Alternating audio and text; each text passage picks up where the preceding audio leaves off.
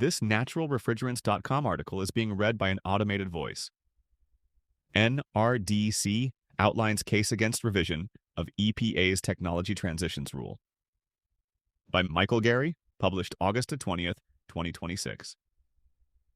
The Natural Resources Defense Council, NRDC, a global environmental NGO, has outlined the case against the U.S. Environmental Protection Agency, EPA's revision of the Technology Transitions Rule on HFC emissions announced in May. The revision, or reconsideration, of the Technology Transitions Rule extends compliance deadlines by several years for the use of much lower GWP refrigerants in supermarket systems, remote condensing units, and cold storage warehouses, among other changes.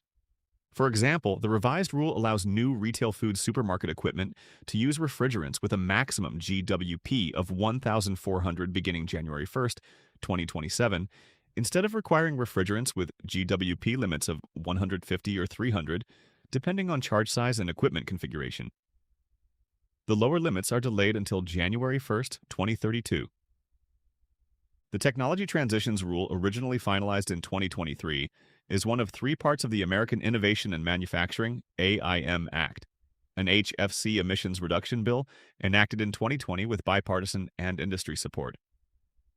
The others are the Emissions Reduction and Reclamation (ER&R) rule and the phase-down of HFC production and imports.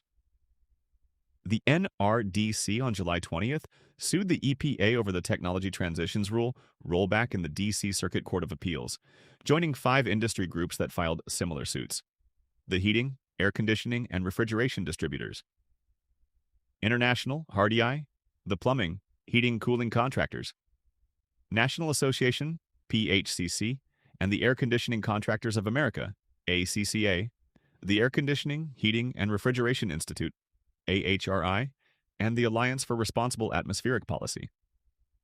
On July 21st, a coalition of 18 state attorneys general and 2 localities took similar legal action.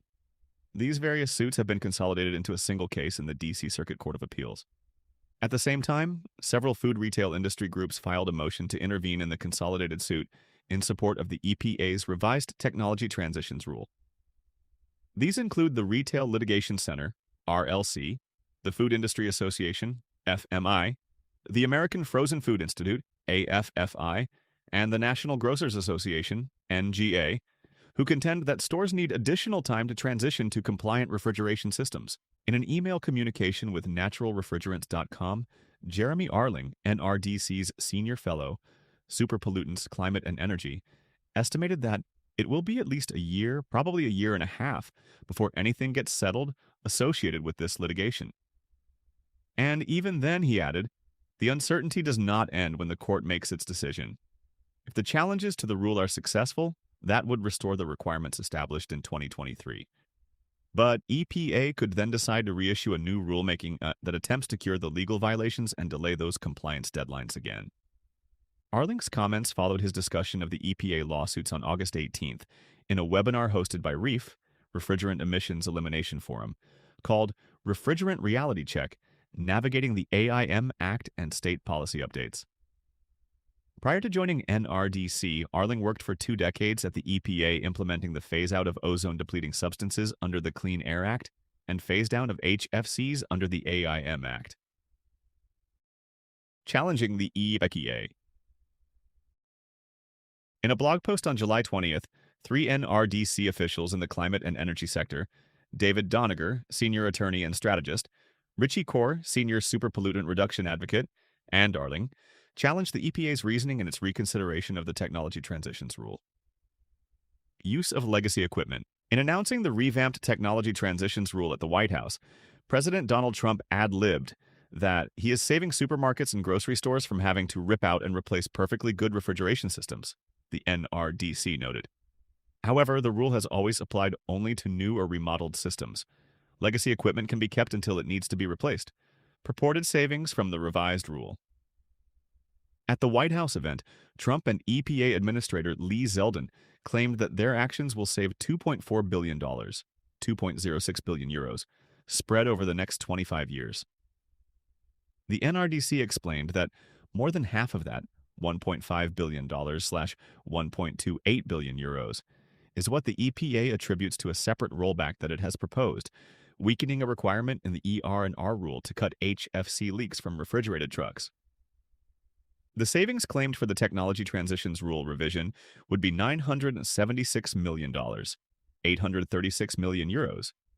NRDC noted, an average of $39 million, 33 million euros, per year over the next 25 years. For a family of four, the U.S. Department of Agriculture, USDA, estimates the average monthly grocery bill is 1,018 euros, 872 euros. If you could count on supermarkets to pass the savings from the rule on to consumers, that family would save about 3 cents per month. NRDC calculated. Higher costs of the revised rule. Consumers will actually pay more for groceries as well as for fixing home ACs as a result of the revised rule because of higher refrigerant prices that stores will pay. The NRDC explained. The AIM Act mandates a phase-down in production and imports of HFCs, currently at 60% of the baseline and dropping to 30% in 2029 and 15% in 2036. The Technology Transitions Rule was intended to spur adoption of unregulated low GWP refrigerants, notably natural refrigerants, thereby moderating demand for HFCs and protecting against HFC price spikes. By delaying adoption of lower GWP refrigerants, the EPA will not be able to prevent steeper prices of HFCs. This will also impact appliances like home air conditioners. With the rollback of the Technology Transitions Rule, the agency anticipates that HFC demand will exceed the supply available in 2029 by 24%, and that HFC prices will rise by another 12 to 24%, the NRDC noted, adding that industry analysts put the overall refrigerant cost increase at nearly $8 billion, 6.85 billion euros per year.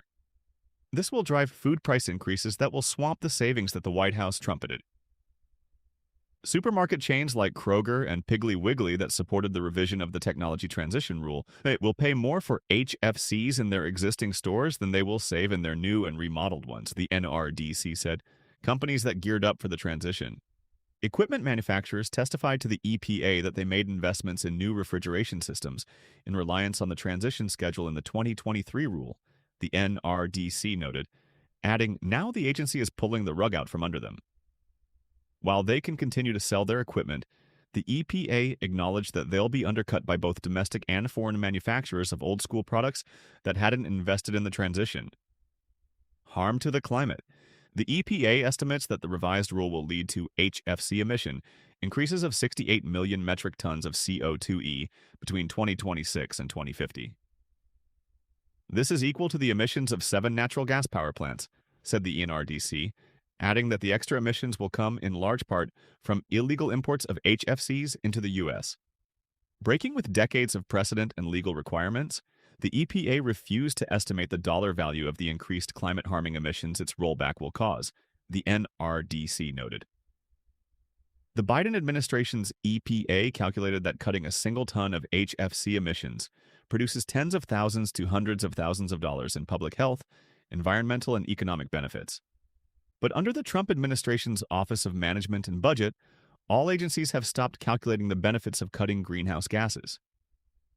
So now, the EPA values the damage from each ton of extra HFC emissions at $0, like you said, the NRDC.